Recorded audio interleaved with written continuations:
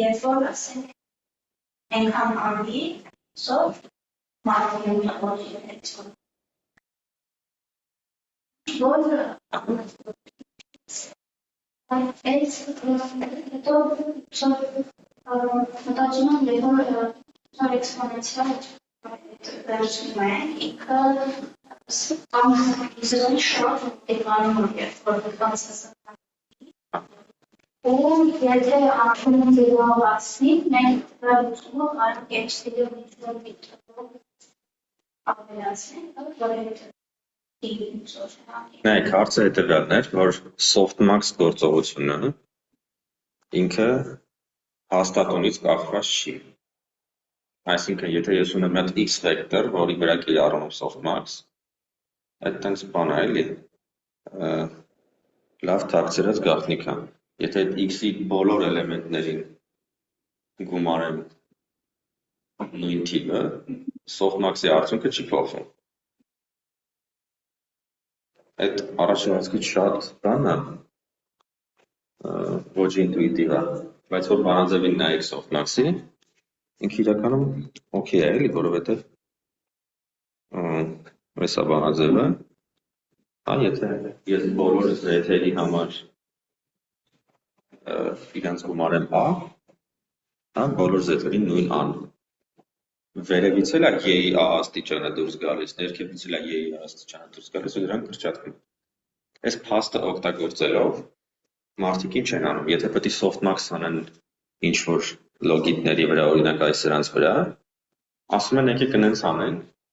որ դրական թվեր չլինեն, այս բոլոր թվերից հաշվում են մաքսիմումը, ասենք 5.1։ Այդ 5.1-ը բոլորից հանում են, որովհետև երբ որ չեն հանում, այդ մեծ թվերի y-ի աստիճանը կարա գնա դրակի։ Եթե 5-ը օքեյ է, y-ի 5 աստիճանը, բայց ասենք 1000 եղավ, շատ վատ բաներ է։ Դրա համար հանում են, ես էլ ձեզ տենց ոնց որ շփոթեցնող հարց էի տալի, ասում եմ կարող է ինքան հանենք այն կողմի վրա պրոբլեմ տա։ Բայց այն կողմի վրա պրոբլեմ այդքան չի լինում, որովհետև ոնց որ այն կողմը մինուս անվերցություն չի գնում, ինքը գնում է 0-ի մոտ։ Ու float-ները 0-ի մոտ ահագին լավ իրանց պահում են էլի, այսինքն այդ underflow-ի ռիսկը կարա լինի երբ էլի, որովհետև float 32-ի եւ կարա չպահի։ Մեկի մինուս,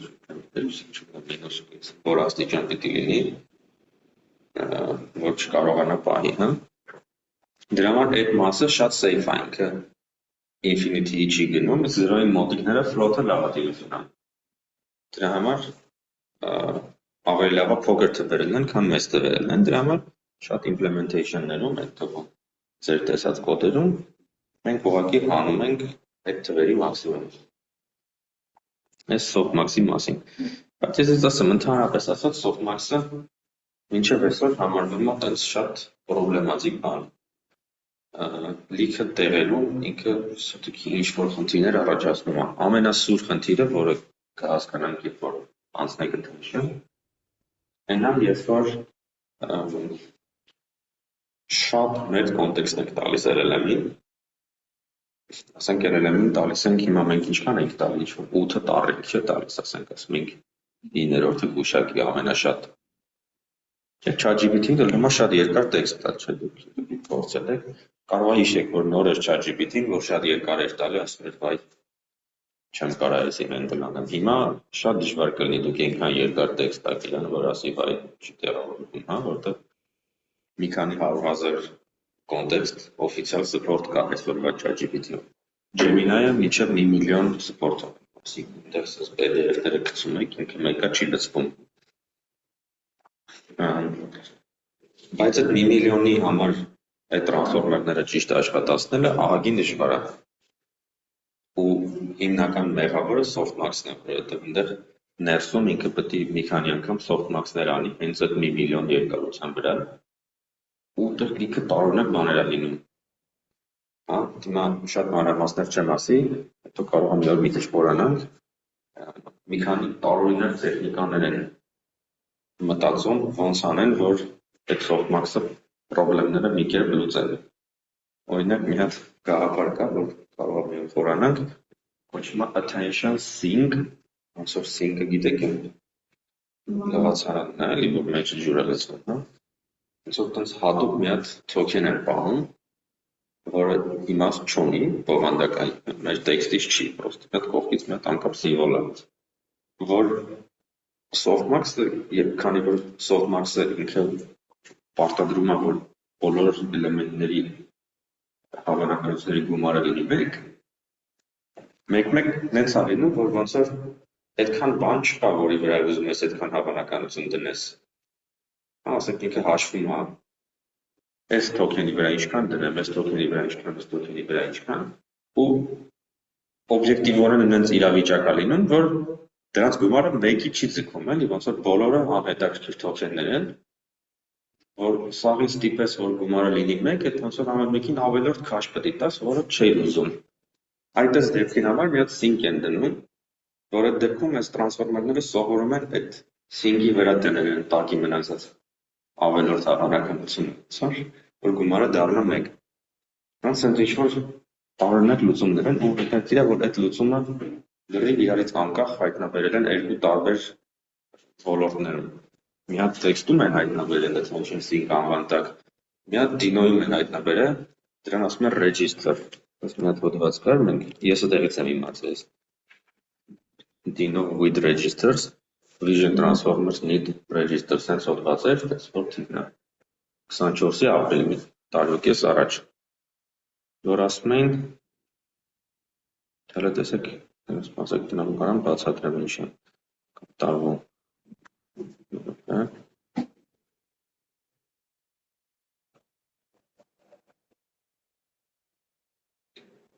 Հեսա մի քիչ attention-ը կանցնենք, բայց attention բառը մոտավորապես կարելի է ասած մեկնաբանել, ոնց որ ուշադրություն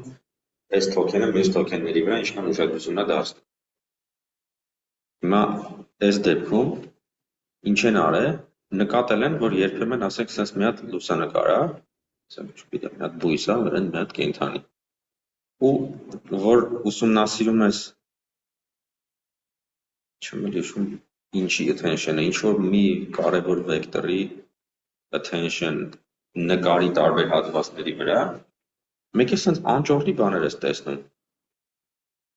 Ասենք այս հատվածում նկարի մի հատ ավելորդ բարձր attention-ա, որը ոչ մի բանի հետ կապ չունի։ Այդ տեսեք տակը երևում է, որ այս թռչունի ուրվագիծը։ Այս նորմալ է, որ ասենք այս օբյեկտում թռչուն է ու կամ միջատա ու ինչ-որ բույս է, ոնց որ նորմալ է, որ attention-ը գնա հենց այդ հիմնական օբյեկտի վրա նկարի, էլի։ Հիմա ոնց որ ստեղ տենց է այդ հիմնական հետաքրքիր օբյեկտների վրա ինչ-որ attention կա, բայց համել մի հատ սենց շատ պայծառ attention գնացել է լրիվ անկապ տեղ, էլի, ստեղ ինչ է, ստեղ ոչ մի բան չկա։ Ու այս երևույթը, որ տեսել են, հասկացել են, որ այս տրանսֆորմերները ինչ-որ տարօրինակ տեղերում տանում attention են դնում, ու տպավորություն է ստեղծում, որ տեղ չեն ունեցել դնելու, դրա համար տեղ են դնել, ոնց որ պետք չէր, կարիք չկա։ Ու դրա որպես լուծում այդ ռեջիստրների գաղափարն են մտցրել, որ բացի այս նկարի հատվածներից մի քանի հատ fake token են դնում, ու երբ որ այդ fake token-ները լինում են, պարզվում է այս տրանսֆորմերը էլ սենց խառը տեղերում attention չի դնում, տանում է այդ fake token-ների վրա է դնում, ու հետո որ նկարի վրա ես նայում attention-ը, արդեն լրիվ նորմալ է լինում։ Այսինքն սուպեր հետաքրքիր finding էր էլի, որ իրանք ստացել են, հետո պարզվեց այս տեքստի վրա աշխատողներն էլ իրանք կողմից էին այս նույն պրոբլեմը նկատել ու իրանք էլ էին տես բիմանորինել, դրանով դրել են attention sink։ Այսինքն, ու այս սա գալիս է softmax-ի պրոբլեմներից, որովհետև փաստորեն պարզվում է, որ ասենք այս դիրքում, որ իրան ասում ես attention հաշվի ես բոլորի վրա ու softmax արա, նենց է ստացվում, որ այս պիքսելներից ոչ մեկը այնքան մեծ attention չի ուզում իրա վրա վերցնի, որ բոլորի գումարը տա մեկ։ Դրա համար այս AI-ը սովորելու ընթացքում սովորում է մի հատ ապուշ տեղ տանել լցնել մնացած attention-ը, որ գումարը տա մեկ։ Այստեղ softmax-ի դեֆեկտի ինչ-որ հետևանք է։ Ու բայց ոնց որ ավելի լավ լուծում 1-ա չեն գտել, այսինքն ինչի հիմա ես ոնց հասկանում եմ ամենամեծ AI-ները նույն ChatGPT-ն Gemini-ը բաները softmax-երով են աշխատում։ Так, այս մի քիչ softmax-երի մասին։ Ուրեմն մեստեղ ինչա մնացել ժողովուրդ, ուրեմն այս վիդեոն, որը դուք հիմա պետք է շատ ուշադիր նայեք, այս երևի ամենադժվար վիդեոն է այս կուրսում, որովհետև ինքը բացատրում է այն ինչի համար հավաքվել էինք, տրանսֆորմեր արխիտեկտուրան։ Ինքը նեյրոնային ցանցի տեսակ է, որը մենք ինչ ենք մինչև հիմա արել, MLP ենք արել, չեմ մի քիչ խելացի MLP-եր, այս WaveNet-ը ինչ-որ մի քիչ ուրիշ ձևի հավաքված է, ինչ-որ sense convolution-ի նման բաներ կար մեջը, բան։ Այս արխիտեկտուրան բոլորովին ուրիշ է ու կոչվում է տրանսֆորմեր, այդ տրանսֆորմեր արխիտեկտուրան ներկայացվել է AES հոդվածում, որ կոչվում է Attention is all you need, sense TT-ից վերնագրով հոդված է, ու այս հոդվածը այտենց սուպեր պոպուլյար հոդված է, էլի մի հատ տեսեք քանի հատ հղում ունի այս հոդվածը։ 200,000 հոդված կա, որոնք Attention is all you need-ին հղվում են։ Այստեղից ծնվել է այդ տրանսֆորմեր արխիտեկտուրան ու այսօր բոլոր լուրջ AI-ները աշխատում են այս արխիտեկտուրայով։ Երբ որ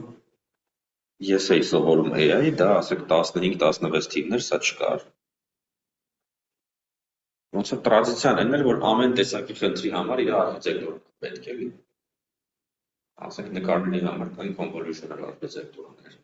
տեքստերի համար կային այդ recurrent արխիտեկտուրաները, դրանց զարգացումներով, LSTM-ները, չգիտեմ ինչ էր, հա։ Երբ որ այս տրանսֆորմերները դուրս եկան, իրանք ստեղծվել են вообще-то թարգմանության համար, ասենք այս սարքողները, իրանց ուշքում միտքը տեքստ թարգմանելն էր։ Հա։ Google Translate-ի բանի նպատակով էին սարքին։ Բայց հետո պարզվեց, որ սրանք շատ ուժեղ են ու սրանցով կարելի է ցանկացած խնդիր լուծել։ Մնում է ուղղակի ձեր դատան համապատասխանեցնել իրանց համար որպես input։ Իրանց input-ները կոչվում են token-ներ, որոնք մեր դեպքում մինչև հիմա եղել են տառերը, ու ստեղ կշարունակեն լինել տառերը։ Իսկ այս վերջին լեկցիայում սովորենք tokenizer սարքել, այսինքն եթե տրված է տեքստ, այդ տեքստը ոչ թե տար կտրտել, այլ ավելի խելոք ձևի կտրտել, երբեմն մի քանի տառին տալով մի token-ի։ Ու կտեսնենք, որ տրանսֆորմերի բանը, ոնց որ միավոր դատան, դա token-ն է։ Ինքը token-ների վրա է աշխատում։ Հիմա ուղղակի հարց առաջանում, թե ձեր տվյալները ոնց եք tokenize անում, ոնց եք բաժանում token-ների։ Մի տարբերակ է նա, որ եթե տեքստը տառ եք տալիս, եթե այս լեկցիան նայենք, կտեսնենք, որ տառ չեն տալիս, ավելի խոշոր խմբերով են տալիս։ Իսկ այս ոլորտում, հա, որտեղ այս vision transformer-ներն են, այստեղ նկարները ուղղակի կտրտում են այս մանր մասերի 16 պիքսելանոց։ Ու ամեն մի 16-ի վրա կտորն են տալիս որպես մի հատ token։ Այսինքն այսօրվա ժամանակակից AI-ներում շատ հաճախ նեյրոնային ցանցի արխիտեկտուրան հենց էս է, տրանսֆորմերն է, attention is all you need-ն է։ Ու թեման արդեն այնն է, թե տվյալները ոնց իրան տանք։ Այլ արխիտեկտուրային հաճախ ձեռք չենք տալիս։ Արխիտեկտուրան էս է, գնայինք սովորենք։ Ու վсё։ Ոնց փոխել tokenizer-ը, ոնց փոխել loss-ը, սենց բաների վրա է մնացել AI-ի դժվար մասը։ Նեյրոնային ցանցի արխիտեկտուրան հիմա համարյա միշտ, ասենք մեր լաբում հիմա 7-8 հատ պրոյեկտ կա։ Այդ բոլոր պրոյեկտերում չեմ չափազանցնում, բոլոր պրոյեկտներում նեյրոնային ցանցը տրանսֆորմեր է։ Անկախ նրանից դա տեքստ է, ռադիոյի սիգնալ է, նկար է, մոլեկուլ է, չկապ չունի։ Բոլորի համար արխիտեկտուրան էս է։ Ու այս դասընթացը ես հենց դրա համար եմ սիրում, որ ինքը ձեզ չի սովորացնում հազարավոր ուրիշ նեյրոնային ցանցեր, ինքը սովորացնում է տրանսֆորմեր։ Այս վիդեոն է տա լինելու։ Okay, այս սուպեր կարևոր է, որպեսզի հասկանաք, թե տրանսֆորմերը ոնց է աշխատում, ինչ է attention-ը եւ այլ եւ այլ։ Ես մի երկու իդեա կասեմ։ Հաջորդը լինելու է tokenizer-ը տեքստի համար։ Ոնց անենք, որ այս տրանսֆորմերին ճիշտ տեսքով տանք տվյալները։ Եվ այդքանը որ լինի, դուք արդեն ունենում եք մի հատ GPT-ի նման բան։ GPT բառը, եթե երբևէ չեք մտածել, թե ինչ է նշանակում, ինքը նշանակում է generatively pre-trained transformer։ GPT-10 transformer-ն է, պետք է հասկանալ pre-train-ը ինչ է, և generative-ը ինչ է։ Հա, եկեք այս բառերի վրա մի հատ կենտրոնանանք։ Pre-trained-ը այն է, որ երբ որ մենք ուզում ենք ունենանք նեյրոնային ցանց, որը լուծում է տարբեր խնդիրներ, ապա հաճախ իմաստ ունի մի հատ նախնական տրեյնինգ անել իրան ընդհանուր գիտելիքով, հետո նոր իրան հարմարացնել սպეციფიկ խնդրի համար։ Okay? Այդ երևույթը նոր չի, ինքը ավելի հին է, քան տրանսֆորմերը, դեռ 2012-13 թվականից արդեն այդ տեխնիկան օգտագործվում է։ Օրինակ, եթե ուզում եք նկարների ճանաչող, ասենք, ընդդենք մի հատ AI-ապես սարքել, որը, ասենք, ճանաչում է մարդկանց դեմքերը։ Ինչ էին անում։ Սկզբից սովորացնում էին մի հատ AI, որը ընդհանրապես ճանաչում է պատկերներ,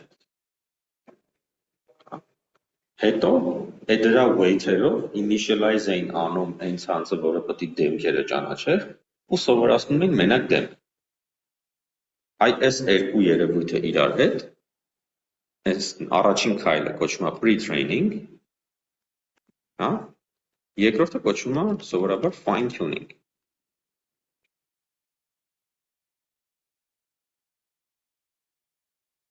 Okay? Տեսեք, շատ լավ բացատրում է։ Pre-training-ը ստեղծում է ընդհանուր, հիմնարար հասկացողություն այդ երևույթի մասին, օրինակ նկարների մասին կամ տեքստի մասին։ Okay, ինքը կոնկրետ սպეციფიկ խնդիր չի լուծում։ Fine tuning-ը արդեն մասնավոր կոնկրետ խնդիր է լուծում։ Այսօրվա բոլոր AI-ները, որը ձեզ հանդիպում է, իրանք զրոյից միանգամից չեն սովորացնում ձեր խնդիրը։ Սկզբից սովորում են մի հատ ընդհանուր գիտելիք, հետո սովորում են մասնավոր։ Ընդ որում, այս ընդհանուր գիտելիքը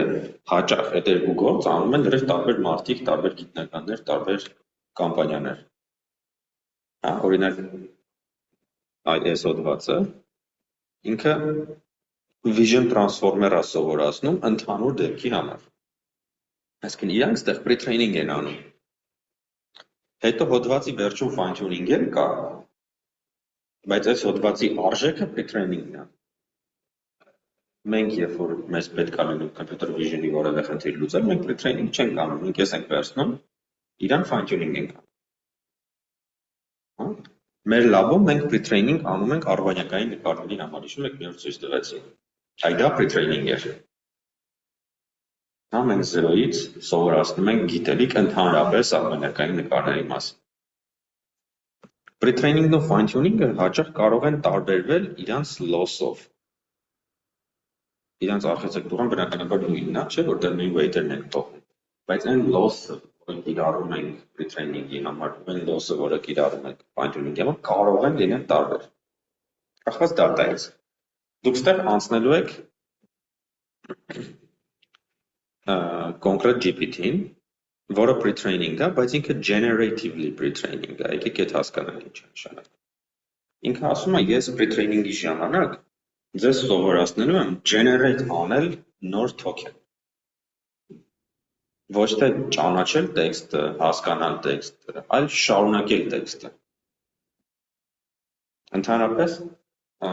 եկեք այդ տերմիններն էլ ասեմ, կա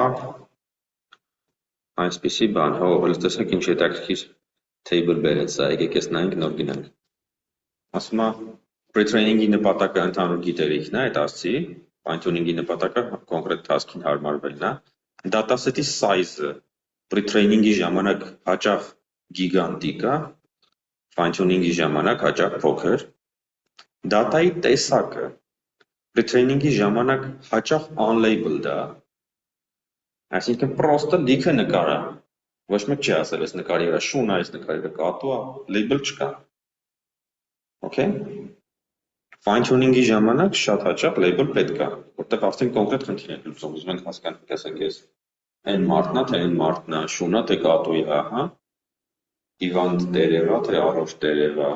Դրա համար label-ներ են պետք։ Pre-training-ի ժամանակ հիմնականում label պետք չի։ Cool։ Հեսա կասեմ, շատ լավ հարց է այդ։ Computational cost ինչքան է տևում եւ ինչքան compute-ա տանում։ Pre-training-ը միշտ ավելի շատ է տանում, համ ամիսներ կարա տևի, համ լիքը կոմպ։ Fine tuning-ը սովորաբար շատ արագ է եւ համատաբար արագ է, էլի, հա։ Օրինակ, այն օրը մեր հրայրի հետ տենց մի հատ պրոյեկտ էի առաջարկում մտածել դրա մասին, ու մեջը տենց կտոր կար, որ fine tuning-ը ուզում ենք արագացնենք, ինքը ասում էր հրանտ, այդ տենց պրոբլեմ պրակտիկայում չկա, էլի։ Fine tuning-ը այնքան արագ է, որ 2 անգամ արագ կլինի, թե 2 անգամ դանդաղ, ասենք, մի ժամ է տևելու, թե 2 ժամ, դրանով ոչ մեկի հարց չես լուծում, էլի։ Այ pre-training-ը եթե 4 ամսվա տեղ 2 ամսում ունես, այդ հսկայական հարց կլուծես։ Բայց fine tuning-ում ասում է այդ efficiency-ի մասին մի խոսա, էլի։ Սա այդ հարցը համարի լուծած է, էլի։ Resulting model արդյունքում սրա արդյունքում ստանում ես ընդհանուր մոդել, որը բարձի կոնկրետ ինչ կարա անի, իսկ սրա արդյունքում շատ կոնկրետ բարձ է։ Ինչ որ կա բանը գրած։ Հիմա հարց եղավ, թե տեքստի դեպքում pre-training-ը ինչ է անում առանց label-ի։ Տեսեք, ստեղ մի հատ տերմին կա self-supervised։ Self-supervised-ը այն է, որ ոնց որ թե label կա, բայց այդ label-ը ստանալու համար կոպիտ ասած մարդ պետք չի, դա մասնագետ պետք չի։ Տեսեք, եթե ես ասում եմ, ասենք ես ծաղիկը, չգիտեմ, պետք է ծաղիկի տեսակը գրել, հա, ես կակա չա, ես ուրիշ բան է, հա, այդտեղ պետք է մարդ, ով որ ասի, ես կակա չա, ես բան է։ Բայց ես կանամ անենց խնդիր դնեմ, որի համար պետք չի արանքում մարդ։ Օրինակ, ես կանամ պատկերների ճանաչման խնդրում, վերցնեմ մի հատ լուսանկար, այդ լուսանկարը սարքեմ սև սպիտակ։ Ասեմ ես սև սպիտակը իմ X-ն է, մուտքն է։ Իսկ գունավորը ելքն է։ Այդ եղավ սպիտակ, չէ՞, այդ label եղավ։ Որտեղ պետք է անգույնից ինքը գուշակի գունավորը, այդ դժվար խնդիր է։ Ստացվեց, որ ես data ունեմ, որտեղ լիքը անգույն նկարներ են ու լիքը գունավոր, պետք է անգույնից գունավորը սովորի։ Ստացվեց սպիտակավորված data, բայց այս սպիտակավորված data-ն սարքելու համար մարդ պետք չեղավ, ես մի հատ Python-ով 2 տողով կոդով կանեմ, չէ՞, այդ RGB-ն կգումարեմ, կմիջինացնեմ, կասեմ ես այս սերիա։ Պատկերացրիք, ինքը էլի փաստացի label-դ է։ Այսինքն ոնց որ ինքը supervised loss-ով է սովորելու, label-ից կախված, ասենք softmax-ը հաշվելու, լոգարիթմը ճիշտ պատասխանի բանով գնա։ Բայց այդ label-ը ստանալը ինձնից ջանք չպահանջեց։ Այդ դրան ասում են self-supervised։ Ու սենց կարելի է լիքը հետաքրքիր խնդիրներ մտածել։ Եվ այն ինչով որ սովորած է GPT-ները, այդտենց մի հատ խնդիր է մտածած։ Ինչ են արել։ Վերցնում ես տեքստ։ Այդ տեքստի մի հատ տեղից կտրում ես։ Այդ մենք Կարպատին արդեն արել է այդ, էլի։ Մենք ինչ ենք, անուններ ենք վերցնում, չէ՞։ Կտրում ենք, ասում ենք հաջորդ տառը ասա։ Ինքը self-supervised բան է դառնում։ Հիմա այդ նույն պրինցիպը բացարձակապես նույնն է, ինչ որ արդեն Կարպատին արել է, կարող ենք կիրառել ոչ թե անունների 100 անունով դատայի վրա, այլ ամբողջ ինտերնետի։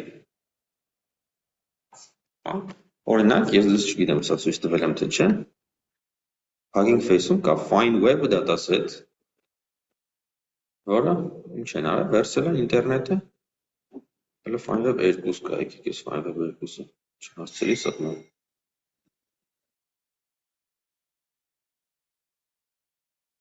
Ես ինչ վատն է ինտերնետը։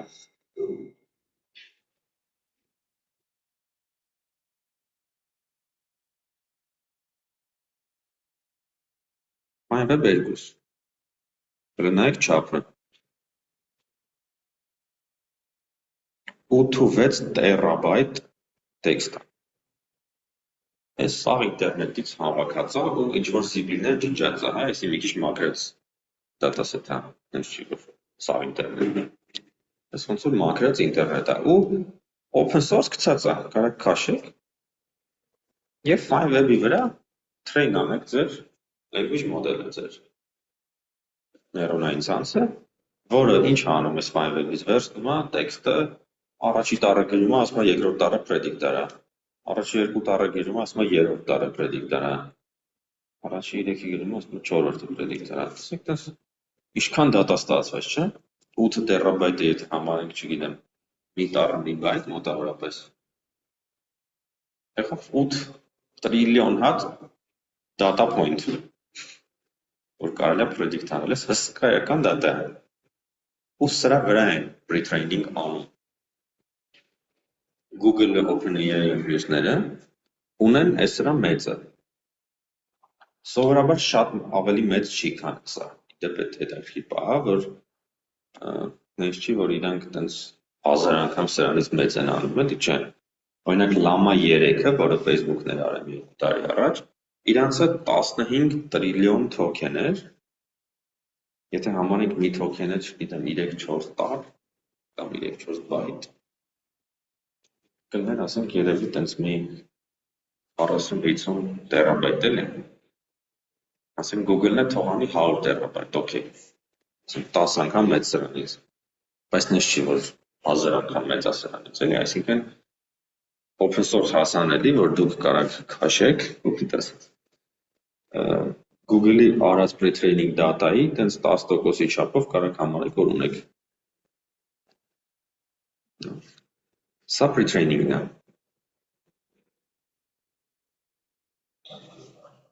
Ես մի հատ էլ էի հարց ուզում սրան տալ, չէ՞։ Generative բառը։ Generative-ի հակառակը սովորաբար discriminative-ն է։ Ինչ է նշանակում discriminative։ Նայեք, երբ որ մենք ուզում ենք հասկանանք այս նկարը շուն է թե կատու, այդ նույնն է, որ ես ասեմ, ես ուզում եմ նկարների բազմությունը բաժանեմ ինչ-որ մասերի։ Ասեմ, այս կեսը շներն են, այս կեսը կատուն են։ Այդ տեսակ մոդելները կոչվում են discriminative։ Հա, որոնք տրված data են, փորձում են գցեն տարածության մեջ ինչ-որ այս գծի տեսքում կամ այն կողմ։ Այդտենց գծերը կանան շատ են, չէ՞, կանան մենակ շուն կատու չի, կարա 1000 կենդանի լինի,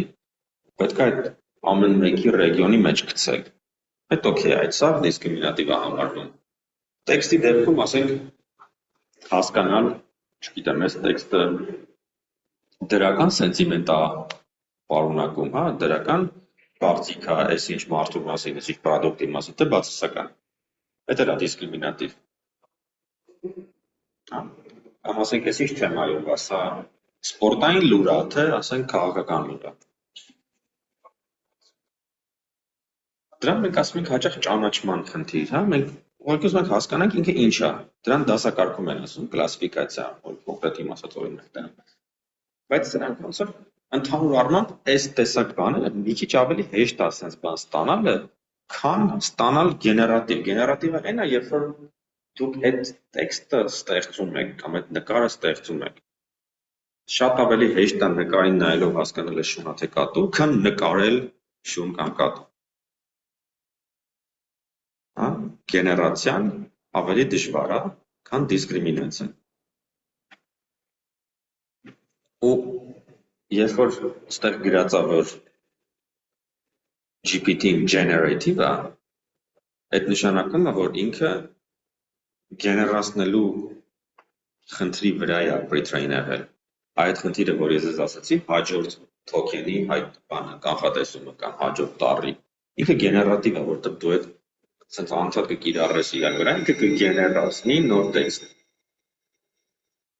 Հիմա պարզվում է, որ եթե մենք կարողանում ենք գեներատիվ ձևով pre-training անել, մեր AI-ը շատ խելոք է դառնում, սարսափելի խելոք։ Որովհետև generate անելը դժվար բան է, եթե դու իրան կարողանում ես մի քանի տրիլիոն անգամ ասել է այս generator-ը, ինքը լիքը բան է սովորում դրանից։ Այն որ ես ասում եմ 2013-14-15 թվերին կային pre-training-ի օրինակներ, դրանք generative pre-training-ներ չէին, դրանք discriminative pre-training-ներ էին։ Այն ժամանակ մենք վերցնում էինք նկարների dataset, կոնկրետ image-ներն էինք վերցնում։ Image-նետը նկարների բազա է, որի մեջ կա 1 միլիոն նկար, ու այդ 1 միլիոն նկարը բաժանված է 1000 դասերի, 1000 կլասեր, 1000 տեսակի նկարներ, ամեն մեկից միջինում 1000 հատ։ Ու սրա վրա մենք սովորացնում էինք ներողացած, որը կարողանում էր այս 1000-ի մեջ դիսկրիմինացնել, ու դա լինում էր pre-training, որտեղ այդ որ սովորացնում էինք, դրանից հետո արդեն weight-երի մեջ լիքը գիտելիք կա նկարների մասին։ Հետո եթե պետք էր կոնկրետ, ասենք, շուն ու կատու անել, այս image-նետից հետո fine-tuning էին անում շուն ու կատվի դատայի վրա։ Հետո նկարներում սկսեցին թեթև դիսկրիմինատիվ բաներ անել։ Չա։ Բան միացավ, հա։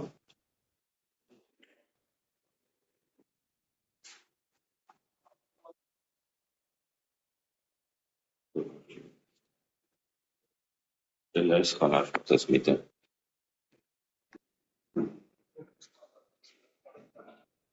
Generative pre-training-ը հետագայում պարզվեց, որ ավելի ուժեղ է։ Նկարների համար էլ դա պարզվեց, այդ որ ասի նկարը գունավորել, այդ պատահական չի, ասի այդպես paper-ներ կան, որոնք վերցնում էին միլիոնատ նկար, անգույն էին սարքում, սովորացնում էին գունավորել ու դա համարվում է pre-training։ Ու դրանով ահագին բան էին ստանում։ Հետո գիտեք ինչ էին անում, ինչ որ դիսկրիմինատիվ բաներ էին մեջ մտցնում, ասենք վերցնում էին 2 հատ նկար կամ մի հատ նկար բան պտտում էին, հետո փորձում էին ներումային ցանցին ասային predict-արա էսի պտտածա թե չէ։ Այսօր rotation էին predict անում։ Այդ էլ բարձվում էր տենց հատ task չի, ինքը discriminative pre-training է, ու էլի self-supervised է, որտեղ ես պտտելը ձերի գործողություն է, չէ, կոդով կպտտեմ, label-ը կդնեմ, ասի +90 արժան։ Այդպես բաներ մի վաղ լիքը անում էին, մենք որ նոր էինք մտնում մեր լաբով էս թեմաների մեջ, մենք էլ էինք դες բաներ ուսումնասիրում, նայում, փորձում հասկանալ։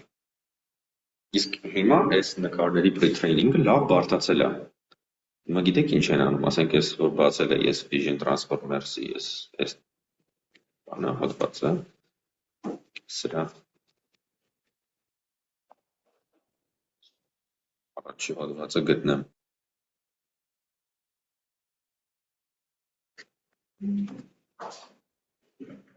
Նկարների համար շատ խոճուճ խնդիրներ են դնում self-supervised։ Ասում են եկեք վերցնեք 2 հատ ներումային ցանց, որը մեկը մյուսի կոպիան է սկզբում։ Նույնն է, բայց 2 հատ տարբեր են, իրանք տարբեր են խելոքանալու, տարբեր են սովորել։ Վերցնում ենք մի հատ նկար, այս նկարից 2 տարբեր crop ենք անում։ Մի մասն ենք կտրում, մի մատ մի մաս։ Մի կեսը տալիս ենք մի ցանցին, մյուս կեսը մյուս ցանցին։ Այդ բոլորի վերջում ինչ որ վեկտորներ է ստացվում։ Ոնց որ վերջի layer-ը էլի հաշվեք։ Ասում ենք հիմա եկեք այս մեկի վեկտորներից այս մյուսը predict անենք։ Մի հատ layer դնենք, որը input-ում ստանում է այս մի ցանցի output-ը ու փորձում է predict անել այն մյուս ցանցի output-ը։ Այսինքն այդ նշանակում է, որ ես պիտի այնքան խելոք լինեմ, որ կարողանամ լուսանկարի մի հատվածից մյուս հատվածի վեկտորը վերականգնեմ։ Այդտենց մի հատ համակարգ է սարքում ու սկսում են train անել։ Դրանք հիմա այս պահին ամենաուժեղ նկարների համար մեթոդներն են pre-training-ի։ Իրանք այնքան generative չեն, որովհետև ինքը չի պահանջում, որ դու այդ նկարը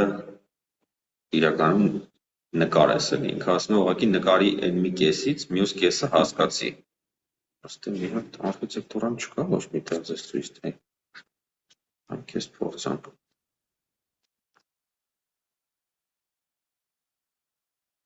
Այդ 2 ցանցերից մեկը կոչվում է teacher, մյուսը student։ Այսա։ Տեսեք։ Վերցնում ենք x նկարը,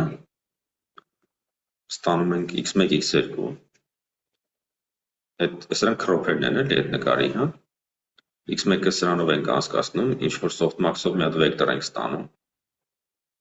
հետո x2-ն ենք այս ամեն ինչով անցկացնում, ու էլի softmax-ով մի հատ վեկտոր ստանում, ու loss-ը ասում ենք այս p1-ը պետք է մոտենա p2-ին։ Ընդ որում ստեղ softmax-ը վիրտուալ է, այսինքն ինքը ինչ-որ կլասերի մեջ չի softmax անում, ասենք մենք ինչքան softmax արել ենք, ունեցել ենք, ասենք, տառերի վրա softmax, չէ՞, հաջորդ տառը որն է, 27-ից 1-ի վրա softmax ենք արել։ Այստեղ այդ softmax-ի չափողականությունը պայմանական է, ասենք, եկեք 1000 հատի վրա softmax անենք, բայց label չկա։ Ասում է softmax-ին այնքան է պետք չի label։ Ուղղակի այս ինչ որ predict արեց, այս է դառնում սրա համար label։ Էլի self-supervised, հա։ Չէ՞ որտեղ ոնց որ սրա label-ը գեներացվեց որպես այս մյուս ցանցի prediction։ Ու այս train են անում, այս SG-ն նշանակում է stop gradient, այդ նշանակում է այստեղով gradient չի գնում։ Teacher-ը չի սովորում gradient-ով։ Student-ն է սովորում teacher-ին մոտենալ։ Հետո teacher-ը մի հատ շատ exotic մեթոդով է սովորում, կոչվում է exponential moving average, որը դուք անցել եք batch normalization-ի այն running mean-ի մեջ։ Հիշում եք, այնտեղ մի հատ running mean կար, որը վերցնում էր batch-երի mean-ները ու իր հիշողության մեջ միջինացնում էր։ Այս նույն մեթոդն է,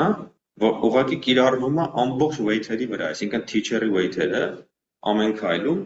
մի քիչ մոտենում են ստուդենտին, բայց մի քիչ։ Ասենք 3-րդ քայլում teacher-ի weight-ը հավասար է i-1 քայլում teacher-ի weight անգամ 0.99-ը, գումարած 0.01 անգամ ստուդենտի weight։ Ասած մի քիչ գնում է դեպի ստուդենտը, բայց այդ gradient descent չի։ Այդ sense մի հատ անճորնի ալգորիթմ է, էլի։ Gradient descent-ով սովորում է մենակ ստուդենտը։ Teacher-ը ոնց որ խոնավություն է քաշում դանդաղ ստուդենտից։ Այս որ երկար train ես անում, երկուսն էլ դառնում են սուպեր ուժեղ նեյրոնային ցանցեր։ Այս ոնց որ self-supervised pre-training-ի մի հատ տեխնիկա է, որը մենք հիմա արբանյակային նկարների համար կիրառում ենք։ Տեքստի համար այն ինչ որ անում են GPT-ները, այդ ոնց որ արդեն կրել է, հա, այսինքն ուղղակի հաջորդ տառը predict անելը, որ աշխարհի ամենապրիմիտիվ loss-ն է, որ կարելի է մտածել։ Այդ բավականաչափ մեծ ծավալով անելու դեպքում լինում է ամենաարդյունավետը։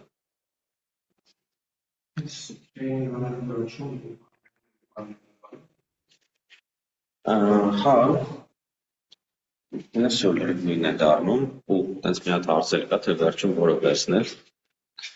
երկուսն էլ լավն են։ Ես տեղի չեմ հիշում, որ մեր թիմը վերջում որն է վերցնի, կարծում ստուդենտին են վերցնի, բայց վստահ չեմ։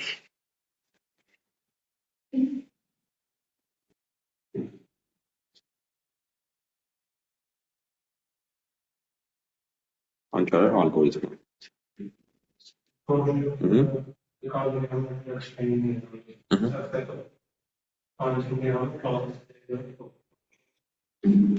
Եթե մեզ պետք է այս ցանցը հետո fine-tune անել ինչ-որ խնդրի համար, ինչ խնդիրներ կան vision-ում, օրինակ ճանաչել շուտ է կատո։ Ինչ են անում, վերցնում են այս teacher-ի weight-ը, այս վերևի ինչ կա չկա կտրում գցում են։ Այստեղ դնում են մի հատ նոր layer linear, որը այս սրա output-ը սարքում է երկու չափանի։ Այդ երկու չափանի վրա դնում են softmax ու սովորական այն, որ դուք արել եք միջանկյալին, նույն ձևի սովորացնում են։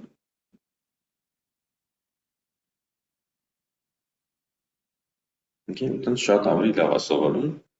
քան եթե 0-ից դնեիք շուն կատու սովորացնեիք, որտեղ այս Dino-ն արդեն մի 100 միլիոն նկար տեսել է։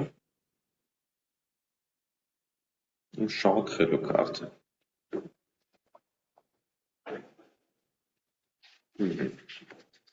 Հիմա մի երկու խոսք նանոչատի մասին, թե ինչ եմ ուզում բերել ձեր գլխին։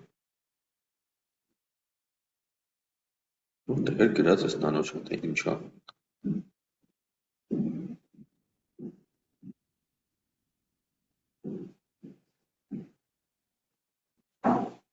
Ստեղ գրած չէր։ Կարպատի Twitter-ում էր գրած երևի։ Եկեք մի հատ էլ, այդ կարող է նախորդ վիդեոներով լինի, բայց մի հատ էլ անցնենք դրա վրա,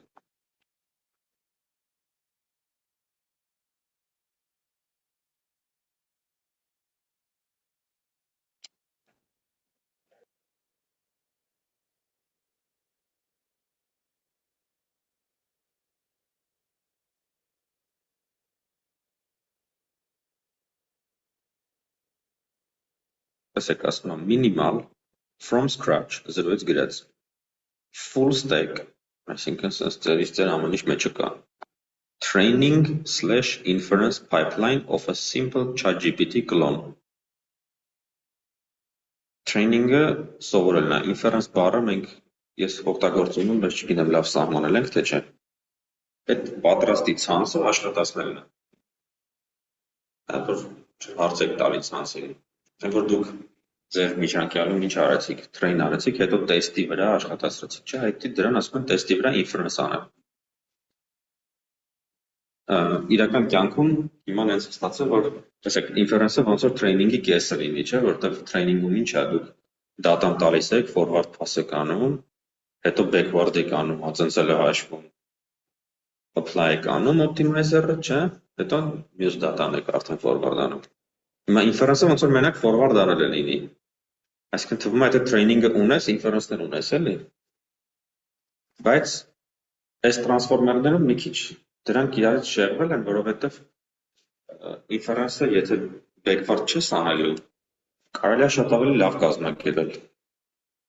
Որտեղ տեսեք, եթե ինքը իր ամեն inference-ը ինքը տալիս է մի հատ տառ, ես ինչ պետք է անեմ, ես պետք է, ասենք, սկզբից data symbol-ով inference անեմ, ունենամ առաջի տառը։ Հետո պետք է data symbol plus այս նոր տառը, նորից inference անեմ, որ ստանամ հաջորդ տառը։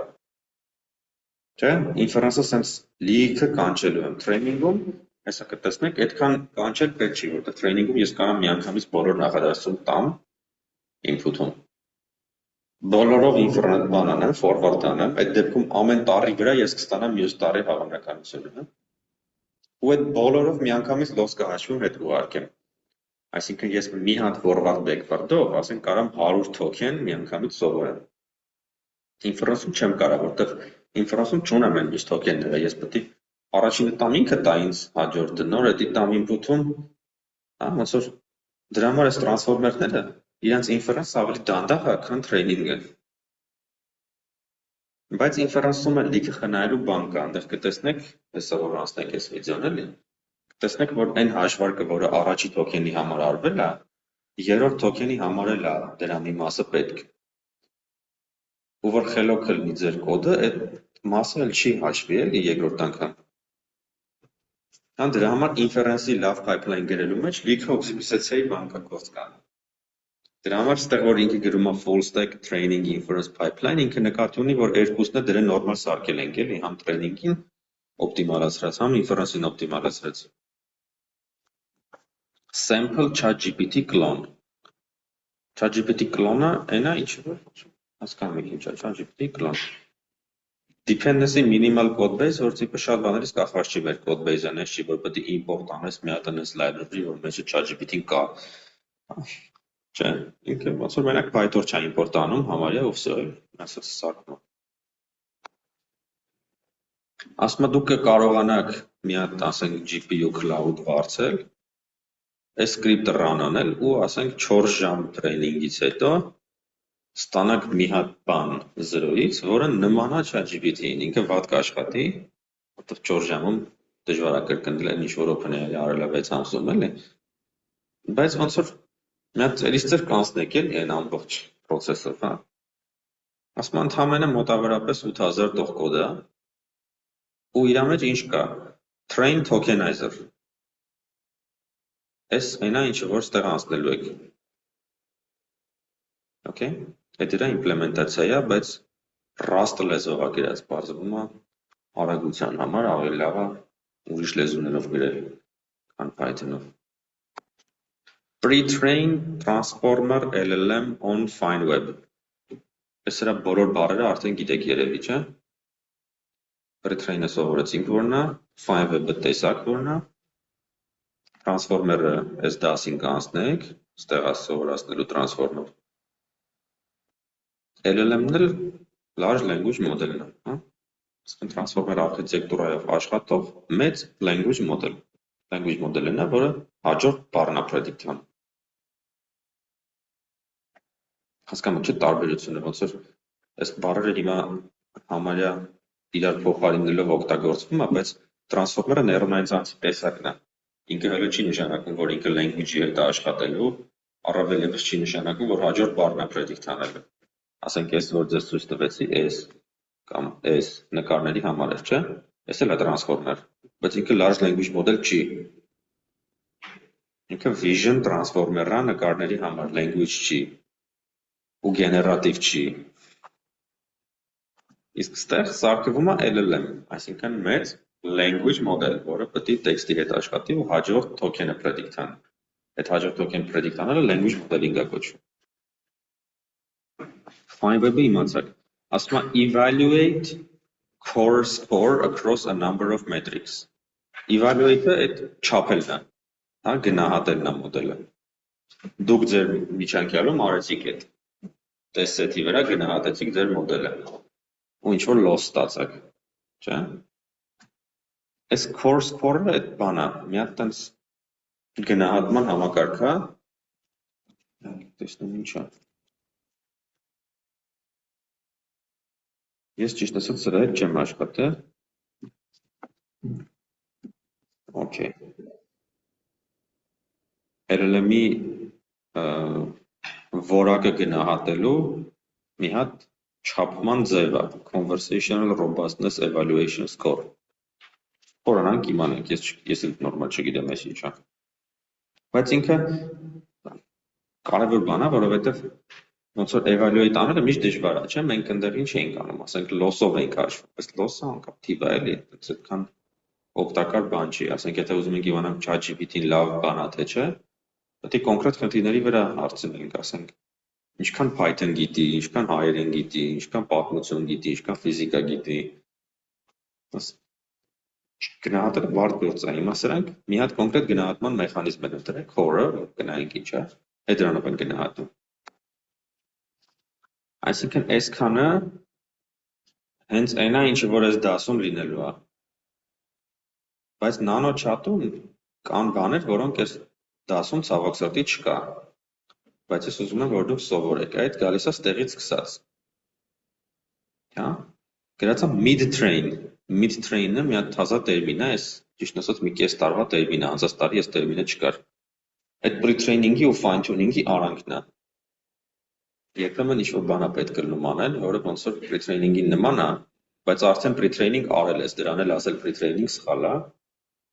որտեղ 0-ից չես անում, էլի։ Ինքը ոնց որ շարունակական pre-training լինի, երկրորդ pre-training լինի, հա, դրան ասում են mid-train։ Ասում եմ mid-train ենք անելու Smalltalk կոչվող dataset-ի user assistant զրույցներից։ Այսինքն հարց ու պատասխան տեսակի տեքստեր են, որոնք երկու հոգի խոսում են, մեկը մի բան ասում են, մեկը մի բան պատասխանում։ Այդպես data է։ Այդ դրա վրա ենք շարունակելու pre-training-ը։ Սրա միջոցով այս LLM-ը ինքը ստանում է արդեն chat-ի տեսք։ Հա, որովհետև եթե այս չանենք, ինքը chat չի, ինքը պրոստը իրան տեքստ է տալիս, շարունակում է։ Ինքը դա չի ֆայմի, որ ինքը իրան հարց է տվել, պետք է պատասխանի, ասենք կարող է դնի սկսի հարցը շարունակել։ Հա, որպես ինքը սովորի հարց սրան վերաբերվելու պատասխանել, իրան պետք է հենց այդ տեսակի data տալ։ Այդ էս է Smalltalk-ը, էլի էս Hugging Face-ի բաներից է, այս որտեղ որ էս FineWeb-ներ, այստեղ կա նաև Smalltalk։ Հեսա Smalltalk 2։ Okay, sense հարցեր է, solve the following math problem ու դրա պատասխան։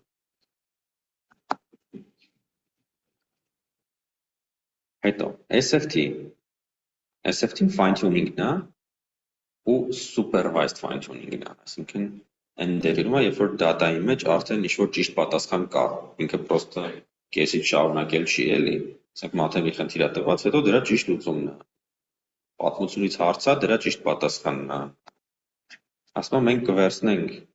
world knowledge multiple choice data-ներ, սրանք բաներ են,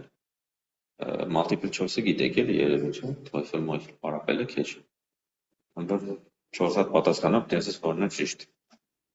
Այդպես լիքը հարցեր կան, այս ML-ում մի այդպես հազարավոր հարցեր են իրենց պատասխաններով։ Դրա վրա կսովորացնենք, մաթեմ կսովորացնենք ու կոդ կսովորացնենք քիչ էլ։ Okay, այդ սովորացնելը արդեն սրան pre-training չենք ասում, չնայած loss-ը շատ նման է, ահավոր նման է, pre-training-ի ու mid-training-ի loss-ը լրիվ նույնն է, SFT-ի loss-ը համարյա pre-training-ի loss է, տարբերությամբ կասեմ հետո, բայց մեծ հաշվով նույն կոդը կարելի է աշխատացնել, էլի։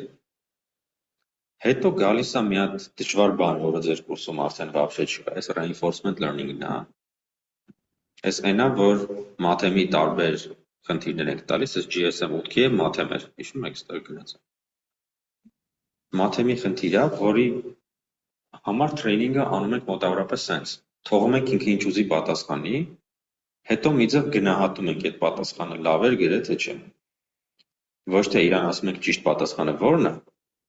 այլ իրա տված պատասխանների մեջ ասում ենք այս սրանք օքեյ էր, սրանք չէ։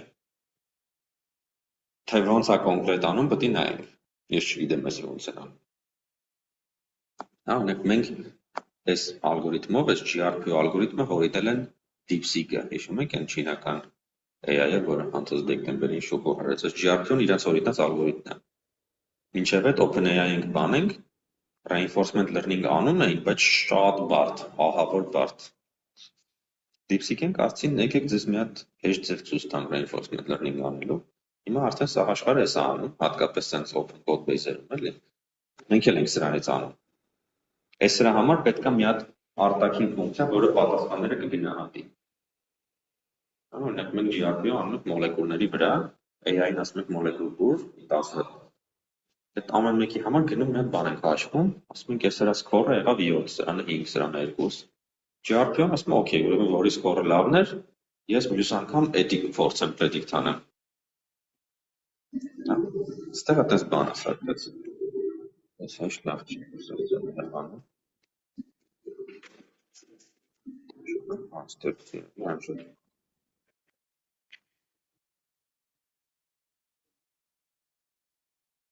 Եք։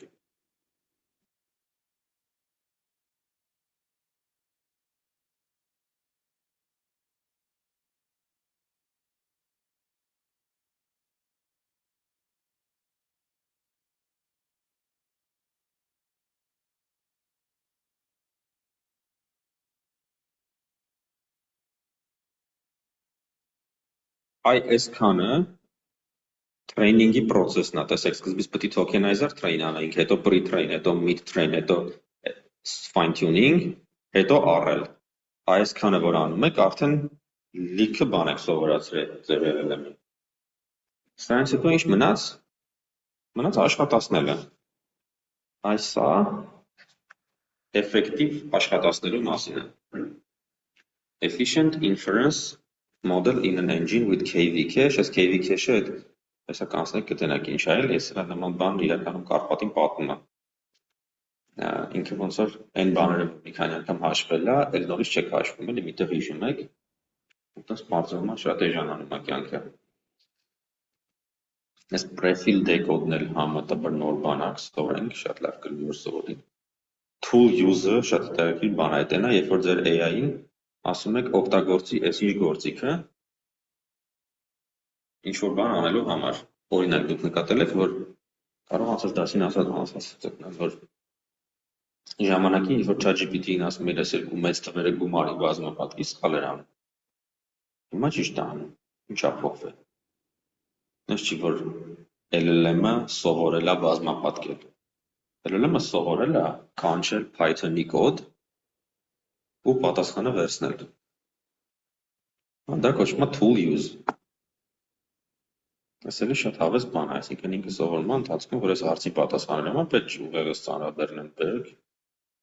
ով որ կարող է անի, կալկուլյատոր օրինակ, իրան դիմեմ։ Tool use-ի օրինակը search-ը։ Տեսել եք, որ հիմա ChatGPT-ի մի բան եք գրում հատկապես ինչ-որ այսօրվա միջոցառման, այսօրվա տեղի ունեցածի մասին, մեկի search անում։ Դա է tool։ Ինքը սովորում է, որ կարող ես հարցնեմ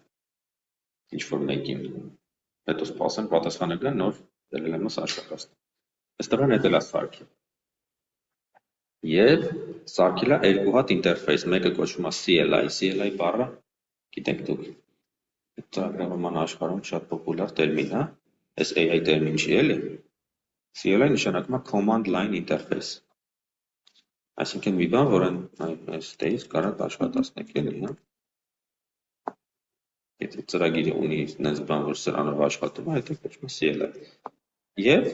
ChatGPT-like web UI, այսինքն մեջը մի հատ սայթ էլ կա այս 8000 տող կոդի մեջ, որ բացում է մի հատ ծրագիր, մեջը գրում ես, ինքը կանչում է սերվերում, լմին տալիս է։ Այս էլ մի հատ report card, այսինքն մի հատ դոկումենտ է, որտեղ պրոստը բացատրված է, թե ինչ է արած։ Ու այսքանը մոտ 8000 տողով։ Այսինքն սա ձեզ թույլ է տալիս ոչ միայն հասկանալ տրանսֆորմերը ինչ է ու տոքենայզերը ինչ է, այլև թույլ է տալիս այս ամբողջ պրոցեսը պատկերացնել, ոնց են տոքենայզերից տրանսֆորմերից սարքում ChatGPT.com սայթը։ Էլ ինչեր էր պետք արանքում, փաստորեն արանքում այսքան բան էր պետք անել, որը այս կուրսում չկա, բայց այս ռեպոյում կա։ Ես ուզում եմ, որ դուք ասենք հունվարի քննությանը իմանաք էլի, որ հետո կարողանաք այս ամբողջ pipeline-ում, ասենք ձեզ վաղը այսօր մի հատ խնդիր է պետք է լուծել, իմանաք դուք ինչը պետք է անեք։ Հա, օրինակ pre-training անելը արդեն շատ հիմար գործ է։ Ես նույնիսկ այն մեծ կամպանիաները, ասենք այն ֆրանսիական Mistral կա, գիտեք այդ։ Միակ եվրոպական մեծ կամպանիան է, որը փորձում է մեծ AI սարքել, ու այդքան լավ չի ստացվում մոդները, էլի դժվար է մրցել Google-ի բանի հետ։ Ես մի հատ ծանոթ ունեմ, իրան ասում լսի, ոնց որ Mistral-ին չի լինում համոզել, որ pre-training էլ իրանք չանեն։ Որտեղ այսքան անում են, էլի Google-ը անում է open source գցում, Alibaba-ն անում է open source գցում, այլ իրանք չեն տանջվում, եթե հատկապես դժվար է ստացվում։ Բայց ասում են դե ոնց որ ուզում ենք մենք էլ կարողանանք, էլի։ Հա, ինչ որ սուվերենության զգացողություն է տալիս, չէ՞, եթե դու կարող ես զրկել, սա անես։ Այսինքն, այս pre-training-ներ հիմա այնքան լավ բաներ կան տեքստի համար, որ ընդհանրապես պրակտիկայում պետք չի այս գործը էլի անել։ Pre-training պետք է անել այնց տվյալների համար, որոնց համար Google-ն ու OpenAI-ը չեն անում, կամ անում են, չեն տալիս։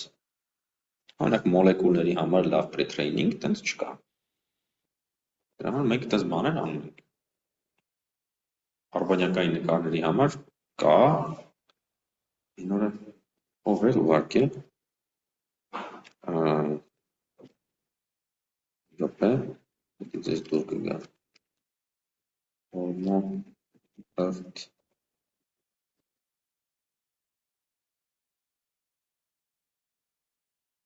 Երկու օր առաջ է դուրս եկել, էլի դիեզերքի նկարների վրա աշխատող pre-train արած մոդել է։ Տեսեք տարբեր չափերի, ուր է սրանց հոդված է։ Մեջը մի հատ այնց ուժեղ հումոր կար։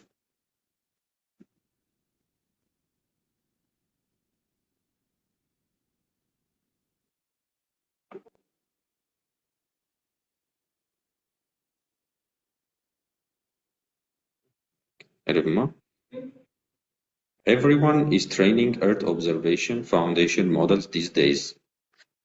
So we decided to train one too.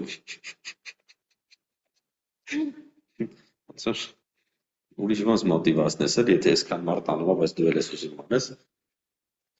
Մտածեի դե սաղ սխալ են անում, մենք ճիշտ ենք անում, բայց այդ արդեն դժվար է ասել, էլի այսքան մարդ սաղ սխալ են անում, դու ճիշտ եք անում։ Դրա համար որոշել են հումորի տան, ասեն դե սաղ անում են, մենք էլ ենք անում։ Ինչ որ պահից սկսած արդեն այդտեղ ուժեղները կառաջանան, որ պետք չի լինի էլի նորից անել։ Հիմա մեր հույսն էլ է այդ, որ մենք այս խաղի մեջ կլինենք էլի, հա, այս ուժեղներից մեկը մերը կլինի։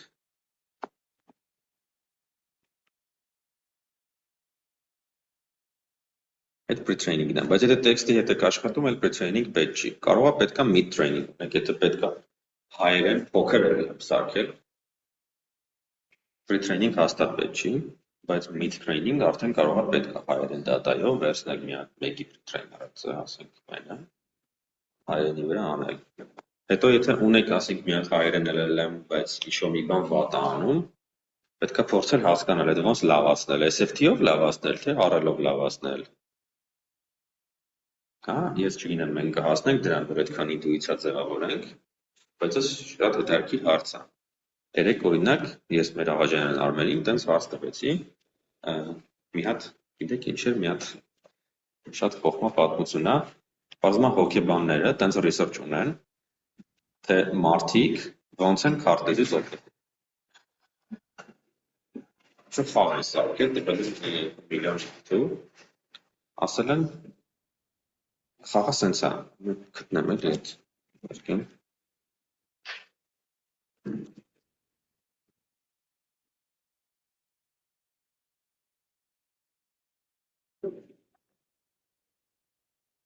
Այն սենց խաղան է։ Ուրեմն ամենասկզբում մի հատ սենց քարտեզ է տալիս, ասում ես դու ես 1, 2, 3, 4, ես 4 կետերով պետք է գնաս։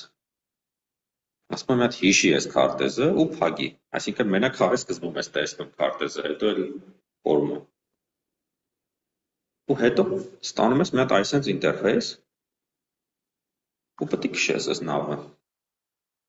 Պետք է գնաս սկզբից 1, հետո 2, հետո 3, հետո 4։ Ու ուսումնասիրում են տարբեր մարդիկ ինչքանով են կարող այս հարցը լուծել։ Քարտեզը դժվարացնում են, բարելանում, հա, փոխում են։ Ու տենց հսկայական հետազոտություն է, 2 միլիոն մարդ արել է տարբեր երկրներից ու հոդվածում գրած, ասենք, այս երկրներում լավ է ստացվում է, երկրներում վատ կախված սերից մեծ տարբերություն կա։ Ինչ որ իրավիճակներում տղերքը շատ ավելի լավ են կարող քարտեզից օգտվել, բարձրացնում։ Ասես լիքը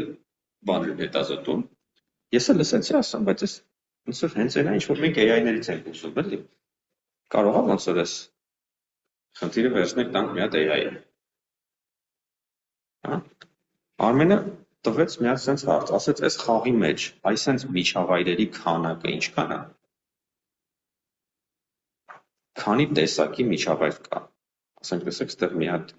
sense-ա նկարած, մի հատ sense-ա նկարած։ Ասում է, եթե մի 4-5 հատ է, կարող է SFT-ով լավ չաշխատի, RL-ով լավ աշխատի։ Որ քեզ բան որտեղից է գիտես։ Հա, այս մի հատ ինֆորմացիա է, որ ես էլ լավ չեմ հասկանում, չի է տենց ասում, բայց արդեն ինչ-որ ինտուիցիա ինքը ունի, թե երբ է SFT-ն լավ, երբ է RL-ը լավ։ Հա, այ ոնց որ է դրանց տարբերությունները, որ լավ հասկանաք, բայց տեսեք, ես պատմեցի, չէ՞, ձեզ SFT-ի համար պետք է ճիշտ պատասխան։ RL-ի համար ճիշտ պատասխան պետք չի։ RL-ի համար պետք է բոլոր պատասխանները կարողանաս գնահատես։ Օրինակ, ես կարամ ճիշտ պատասխանը այս դեպքում որն է, պետք է ինչ-որ մեկը քշի, ասի գիտես ճիշտ է, ստեղից ձախ ես անում, ստեղից աջ, սենց, հետո սենց, հետո սենց, հա, ու կարող է մի քանի ճիշտ պատասխան լինի, չէ՞։ Կարող է մի քիչ սենց քշեի կամ մի քիչ սենց քշեի, նույն տեղը գայի։ SFT-ում դու մի հատ ճիշտ պատասխան պետք է ասես։ RL-ում դու մի հատ ճիշտ պատասխան չես ասում, բայց ինքը որ կարողանա մի քանի հատ քշի, դու պետք է ասես այս-ի ավելի լավ ստացվեց, քան այն։ Այս խնդրում երկուսն է կարելի անել։ Համ SFT դատակարանք սարքենք, ոնց որ մի հատ բան գրաֆների են կարճագույն ճանապարհի խնդիր դնենք, ասենք, ստեղից 1 կարճագույն ճանապարհը էդի կլինի մեր SFT-ի label-ը, հա։ Հետո 1-ից 2 կարճագույն ճանապարհ, 2-ից 3 կարճագույն ճանապարհ, ասենց կարամ դատա սարքեմ։ Բայց կարամ նաև RL-ով դատա սարքեմ, այսինքն ինքը քշի ինչ-որ ձևի, ես հաշվեմ, ասենք հասար առաջի կետ, եթե հասար 1 միավոր, եթե երկրորդ հասար 2 միավոր, երրորդ հասար 3 միավոր, այդտենց միավորներ տամ, իսկ եթե չեմ հասե, ասենք առաջինը ինչքանով մոտեցա, քանի մետր եմ մոտիկ եղել, եթե 0 մետր է մի միավոր, եթե 10 մետր է 0.9 միավոր, հա, ասենց կանամ գրադացիա մտցնեմ, ու այդ կլինի RL-ական դատա, որտեղ ինքը չի ասում ճիշտ պատասխանը որն է, ինքը գնահատում է քո լուծումը։ Խնդրից կախված դուք կարող եք չկարողանաք SFT անեք կամ RL անեք։ Այս դեպքում երկուսն էլ հնարավոր է, դրա համար հարցավոր է անեք։ Ու այդ բաց հարց ասենք, ես մեծ հաճույքով այս խնդիրը մեկի մագիստրոսական գտայի, կասեի, ասենք, Եկեք այս աշխարհները սարքենք, աշխատացնենք, դրանք ինչ ալնում, հա? SF-ին է լավ աշխատում, թե առելը, որ դեպքում SF-ին լավ աշխատում, որ դեպքում առելը։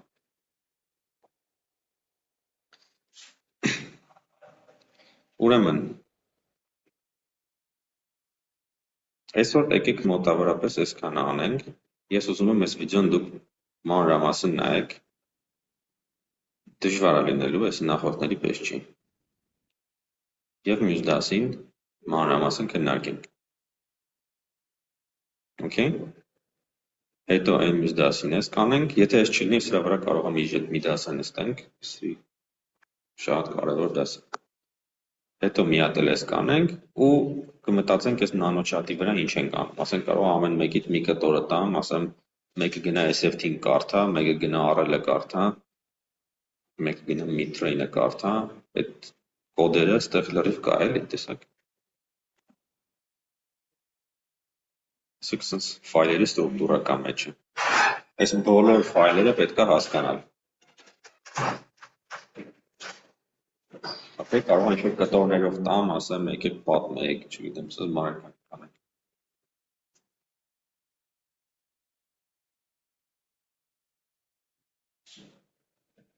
Okay?